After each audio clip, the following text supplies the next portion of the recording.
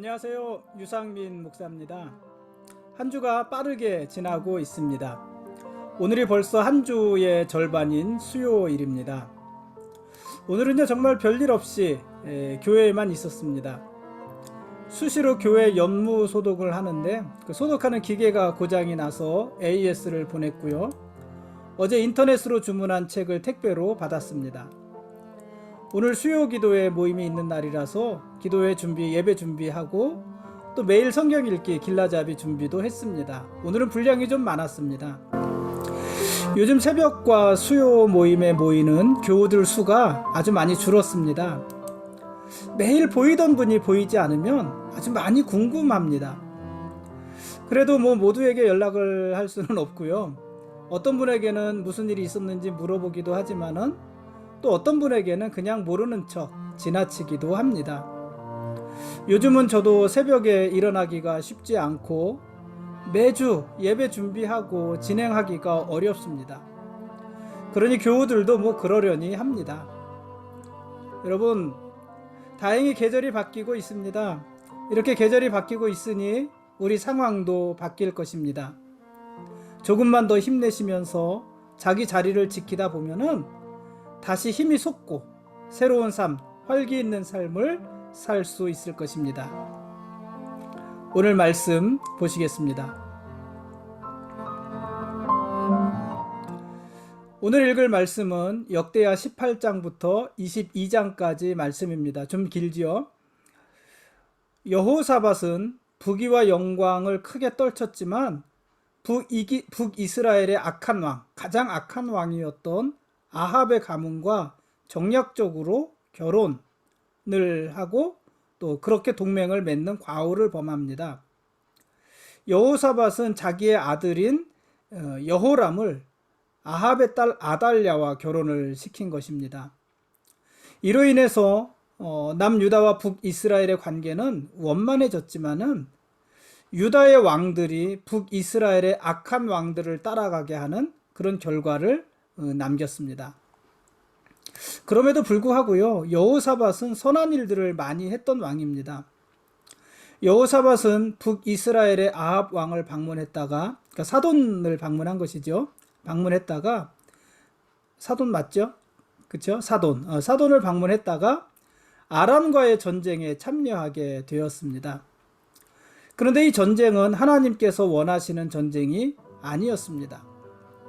그럼에도 불구하고 400명이나 되는 이스라엘의 선지자들은 하나님께서 아람과의 전쟁에서 반드시 아합이 승리하게 하실 것이다, 이런 거짓 예언을 했습니다. 오직 미가야 선지자 한 사람만이 이 전쟁을 반대했습니다. 미가야 선지자는 만일 이스라엘이 아람과 전쟁을 한다면은 그 전쟁에서 아합이 죽을 것이라고 권면을 했습니다.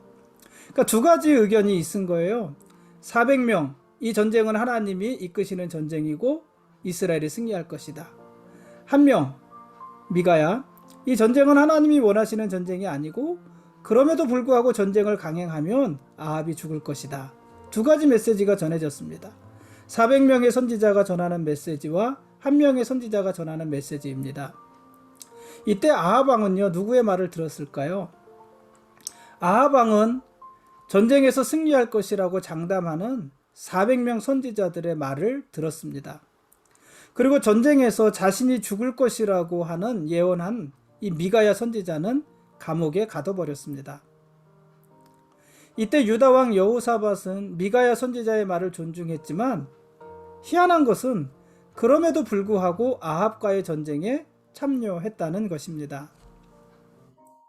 사실요, 아합 왕에게 하나님이 무엇이라고 말씀하시는지, 어떤 선지자가 무엇을 말하는지는 그리 중요하지 않았습니다. 아합 왕은 누구를 통해서건 자기가 듣고 싶은 말만 들으면 됐습니다. 누가 뭐라고 하든요, 아합 왕은 아람과의 전쟁을 진행할 것입니다. 아합 왕은 우리가 악한 왕으로만 알고 있지만은 사실 이 아합 왕은 전쟁에 아주 능한 왕이었습니다. 열왕기상 20장에 보면 이 아합 왕은 이미 아람과의 2번에 걸친 전쟁에서 모두 승리했습니다. 모두 이겼습니다. 그러니 이번 아람과의 전쟁에도 이길 자신이 있었던 것입니다. 아합은 단지 하나님께서 그 전쟁을 지지해 주기를 원했던 것입니다. 전쟁은 자기가 싸워서 충분히 이길 수 있으니까, 내가 싸워서 이길 수 있으니까, 다만 하나님이 그 전쟁을 지지해 주시고 자기가 싸우고자 하는 그 전쟁을 반대하지 않기를 바랬던 것입니다. 그런 아합의 마음을 알고 아합이 듣고 싶은 말을 예언했던 선지자들이 400명이었던 것입니다. 그들은 모두 거짓말하는 거짓 선지자들이었습니다. 그런데 아합은 그들의 말만 들었습니다. 사실 그들의 말만 들었다기보다는 자기가 듣고 싶은 말만 들었습니다. 특히 유다 왕 여호사밧도 그런 아합에게 동조하였습니다. 여러분, 그래서 어떻게 됐을까요? 미가야 선지자가 예언한 대로 아람과의 전쟁에서 이스라엘이 지고 아합이 죽었습니다. 얼마나 많은 사람이 말을 하느냐가 중요한 것이 아니에요. 그러니까 누가 사실을 말을 하느냐가 중요한 것 아니겠습니까? 미가야 선지자 한 사람의 말대로 북이스라엘은 지고 아합은 죽었습니다. 여호사밧도요, 죽을 고비를 가까스로 넘기고 겨우 살아서 예루살렘에 도착을 했습니다. 돌아왔습니다. 예루살렘으로 돌아온 이 여호사밧을 향해서 선지자 예후는 여호사밧이 악한 자들을 돕고 여호와를 미워하는 자들을 사랑했다, 이런 말로 책망했습니다. 여호사밧은 비록 왕이었지만 그래도 선지자의 책망을 달게 받았습니다. 그게 여호사밧 왕이 선한 왕이 될 수 있었던 그런 그릇의 크기가 아니었던가 싶어요. 그러니까 자기가 전쟁에서 지고 돌아왔으니까 얼마나 코가 빠져 있었겠어요. 얼마나 기분이 상해 있었겠어요. 그래도 자기를 책망하는 선지자의 말을 달게 받았습니다. 그리고 초심으로 돌아가서 유다를 다시 개혁하기 시작했습니다. 여호사밧은요, 전쟁에서 비록 져서 진 상태에서 돌아왔지만은 돌아와서는 부엘세바에서 에브라임 산지까지 민간에 두루 다니면서 개혁을 단행했습니다. 부엘세바에서 에브라임 산지까지라는 얘기는 남유다의 남쪽 끝에서부터 북쪽 끝까지를 말을 하는 것이에요. 그러니까 남쪽 끝 경계에서부터 북쪽 끝 경계까지, 그러니까 남유다 전체를 돌아다니면서 민심을 향해서, 민간을 향해서 개혁을 단행했다는 얘기입니다. 여호사밧의 개혁은요, 크게 2가지로 이야기할 수 있습니다. 첫째, 여호사밧의 개혁은 종교개혁입니다. 종교개혁을 다시 시작한 것입니다. 여호사밧은 유다의 모든 백성들이 조상들의 하나님 여호와께로 다시 돌아오게 합니다. 전쟁에서 패해서 당장 군사력 정비가 시급했지만은 여호사밧은 군사력에 앞서서 유다의 모든 백성들이 하나님께 돌아오도록, 다시 돌아오게 하는 그 일부터 시작한 것입니다. 그게 첫 번째 개혁이었고요. 2번째 개혁은 유다 전역에서 재판관들을 새로 세우고 사법체계를 새롭게 하는 개혁이었습니다. 그러니까 첫 번째 개혁이 종교적인 개혁이었다면 2번째 개혁은 삶의 개혁, 사회적인 개혁이었습니다.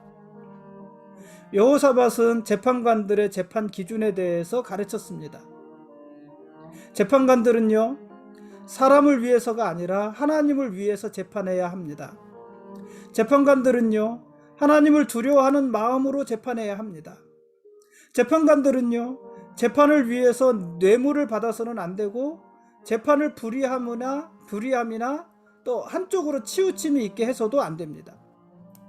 재판관들은요, 사람을 재판하기에 앞서서 그들이 먼저 진실과 성심을 다해서 여호와를 경외해야 됩니다.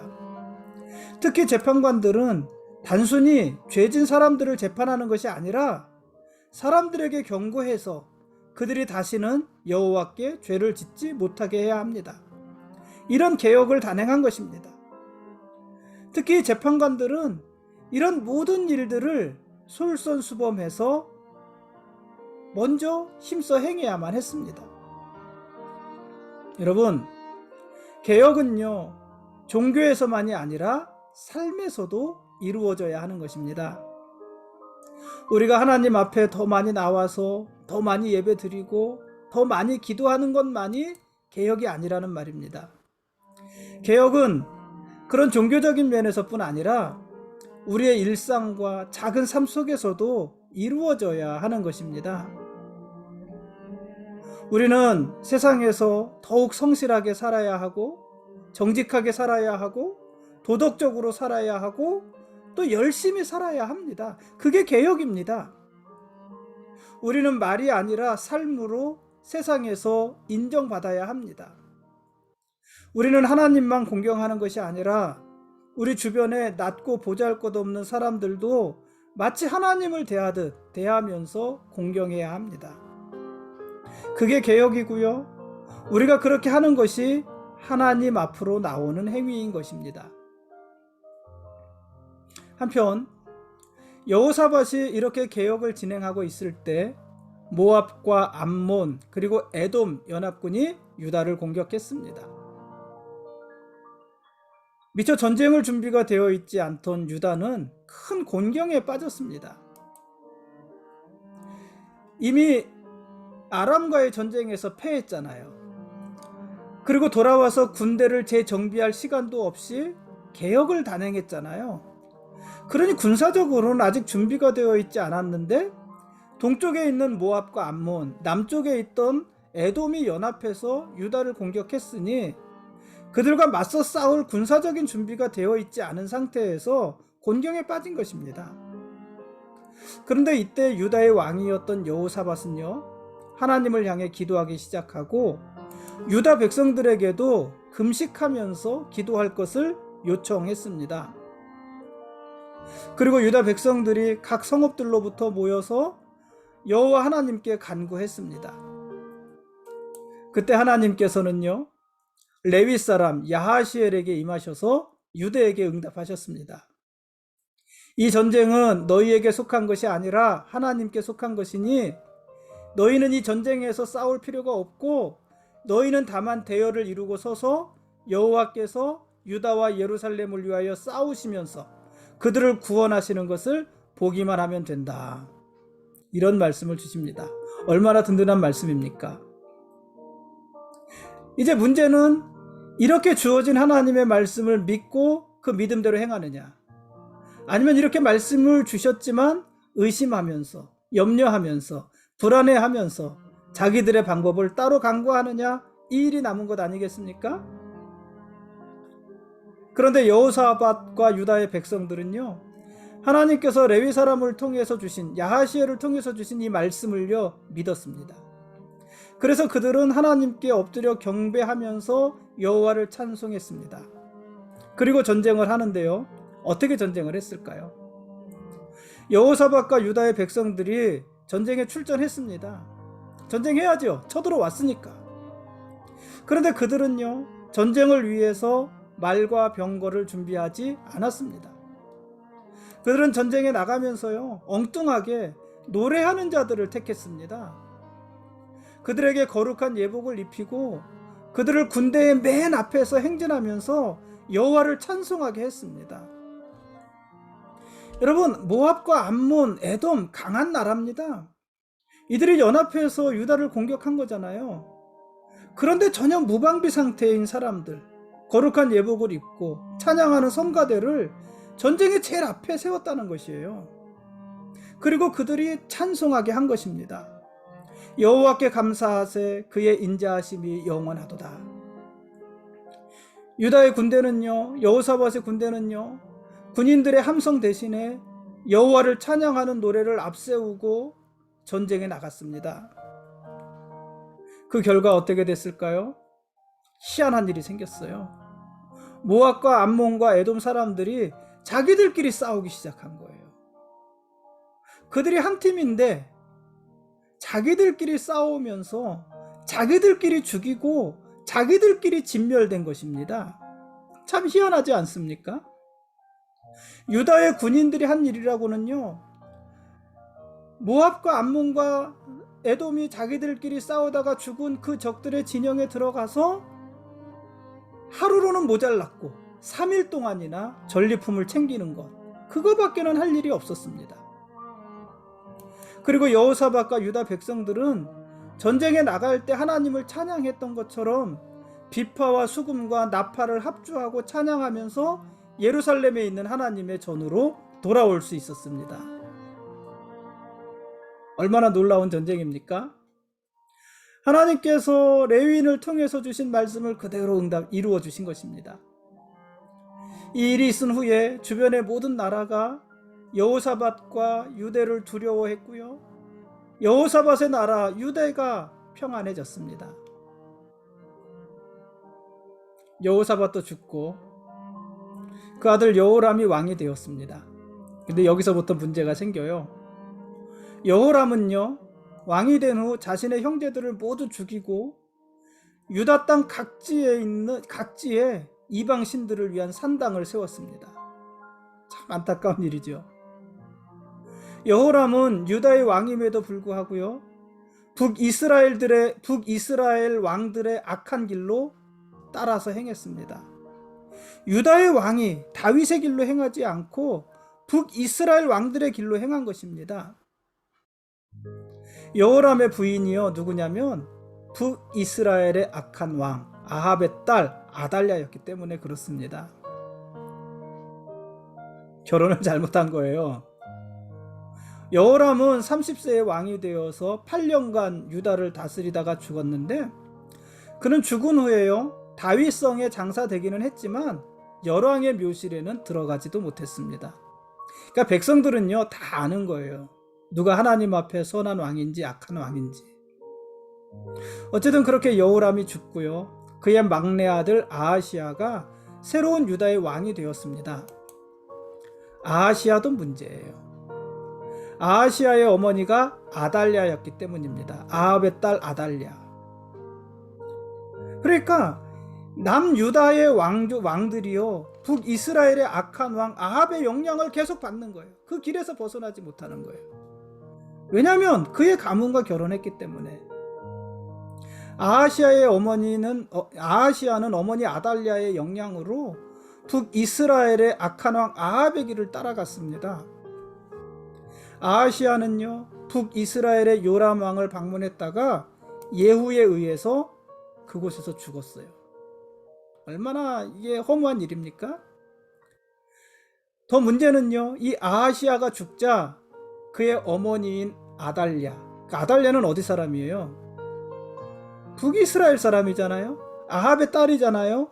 다윗과 아무 관계없는 사람이잖아요. 그 아달랴가 7년간 유다를 통치했습니다. 이렇게 돼서요, 자칫 다윗의 왕위가 몰락할 위기에 처하게 되는 것입니다. 근데 하나님께서는 이 아하시야의 아들 요아스를 몰래 살려두시고 요아스가 살아서 그 생명을 유지하게 하십니다. 그렇게 함으로 다윗의 위를 이어가시는 것입니다. 어쨌든 이 아달랴가 7년 동안 유다를 통치하게 됩니다.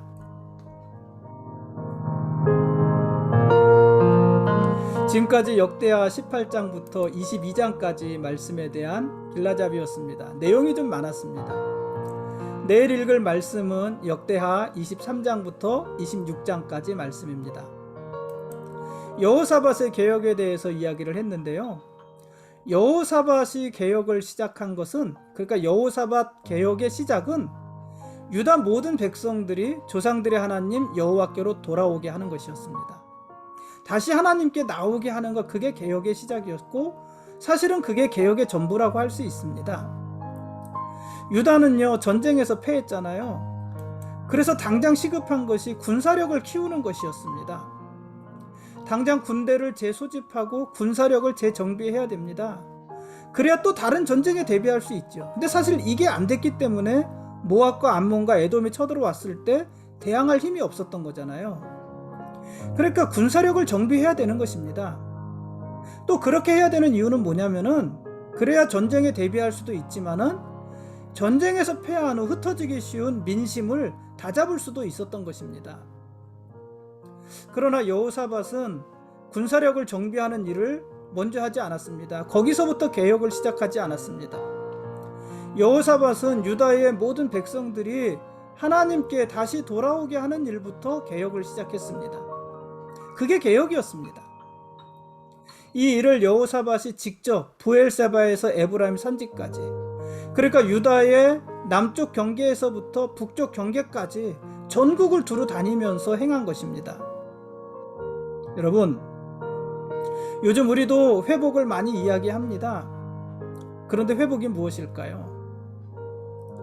우리는 도대체 무엇을 회복하자는 것일까요? 우리에게 필요한 개혁은 무엇일까요?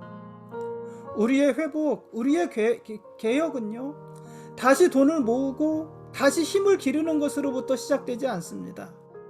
다시 교회에 사람이 모이고 돈이 모이고 힘을 기르고 그것으로 개혁이 시작되는 것이 아닙니다. 개혁은요, 하나님께 돌아오는 것입니다. 그게 우리의 회복인 것입니다. 요한계시록 2장 4절 5절에서 하나님은 에베소 교회를 향해서 너희가 어디서 떨어졌는지를 생각하고 회개하여 처음 행위를 가지라고 합니다. 너희가 어디서부터 하나님에게서 떨어져 나갔는지 그거를 생각하고 회개하고 처음 행위, 다시 하나님께 나오라는 것입니다.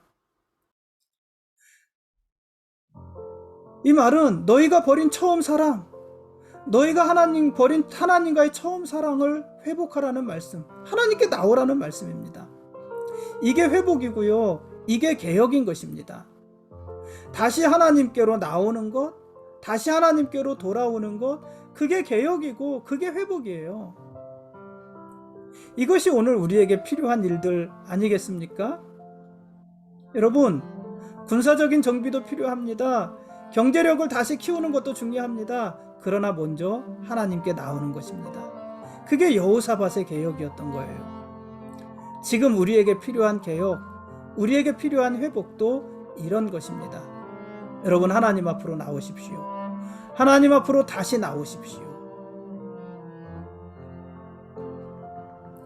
오늘은 여기까지 하겠습니다. 하나님이 우리의 왕이십니다. 그리고 우리는 그분의 거룩한 백성들입니다. 고맙습니다.